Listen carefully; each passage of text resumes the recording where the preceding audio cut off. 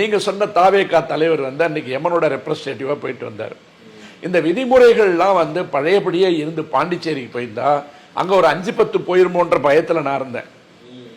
அதாவது 41க்கு பதில் ஒரு 5வது 10வது ஏதாவது பிரச்சனை வந்துற போது ஐயோ பாவம் அங்கே மரணம் வந்துவிடக் கூடாது என்பதாக என்னுடைய பிரார்த்தனை நேற்று முழுதும் இருந்துச்சு. இப்படிப்பட்ட சூழல்ல விஜய் வந்து நம்ம வந்து ஒரு அரசியலுக்கு புதிதாக வருபவர்களை வரவேற்க வேண்டும் என்ற ஒரு மனப்பாவமும் ஜனநாயக எண்ணமும் நமக்கு உண்டு. ஆனா வந்ததுக்கு பிற்பாடு நீ தகுதியுள்ள ஒரு ஆளா என்பதை எடை போட வேண்டிய கட்டாயம் ஒவ்வொருத்தருக்கும் இருக்கு.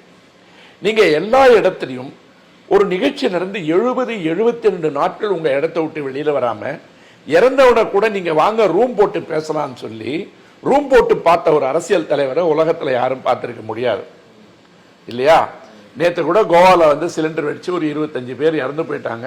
அந்த மாநில முதல்வர்கள் இருந்து எல்லாருமே ஒரு நடவடிக்கை எடுத்துட்டு இருக்காங்க. ஓடி போனவங்களை கண்டுபிடிக்கிறதுக்கு முயற்சிக்கிறாங்க. இப்படி அசம்பாவிதங்கள் நடந்து கொண்டிருக்கின்ற ஒரு இடத்துல அதற்குண்டான ஒரு சாதாரண வருத்தத்தை கூட சொல்லாம ஏழை எளிய மக்களை திரைக்கவர்ச்சி வச்சு காட்டி அந்த இடத்துக்கு வர வச்சு சோறு போட்டு அவங்க மூலமா இன்னும் 2 போனாலும் எங்க வீட்டுல பரவாயில்ல நாங்க பக்கத்துல வந்து பார்த்த சந்தோஷம் போதுன்ற அளவுக்கு மிக குரூரமான ஒரு அரசியலை தமிழ்நாட்டுக்கு அறிமுகப்படுத்திய பெருமை வந்து விஜய்க்கு உண்டு. இதை நான் வெளிப்படையா சொல்றேன். ஏன்னு கேட்டீங்கன்னா நீங்க இப்ப அவர் என்ன பண்ணிருக்காரு பாருங்க, பாண்டிச்சேரியில போய் மறுபடியும் வந்து உளறிட்டு வந்திருக்காரு. அந்த உளறதுக்கு காரணம் என்னன்னு கேட்டீங்கன்னா தலைக்கணம் ஆணவம் எல்லாம் வந்து இந்த சினிமா நடிகராக இருக்கின்ற காரணத்தால் நம்ம என்ன சொன்னாலும் கைத்தட்டுவான்னு நினைச்சிருக்கிற ஒரு மனப்பான்மை இருக்குல்ல, இதுதான் ஒரு மனிதனுடைய வீழ்ச்சிக்கு ஆரம்பம்.